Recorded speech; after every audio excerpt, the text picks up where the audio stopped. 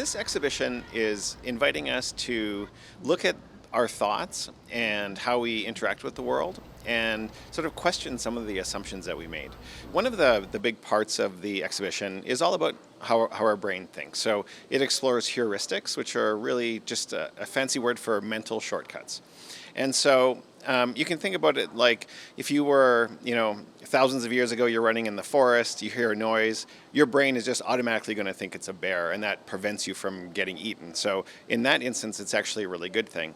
But there are times in modern society when some of our mental shortcuts are not correct, and they're not helpful for society. And so those are the things that we want to flag, so that they don't grow into prejudices, which would lead to racist actions, which of course can ultimately lead to violence. It's a mixed media exhibition, so there are some text panels so that people can read and sort of get right into a lot of the details and statistics if they want to.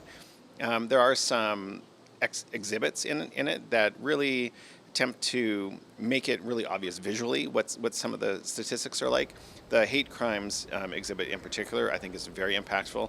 There's sort of a bar chart that's like 6 feet tall and really shows the disparity amongst crimes between a lot of different groups. I think understanding the way that we think and developing critical thinking skills are really the way that we make the world a better way. It doesn't matter what we're talking about, whether we're talking about racism or climate change or almost anything. I think learning more about the way we think, why we think the things that we think, and then most importantly, being comfortable challenging those assumptions that we have.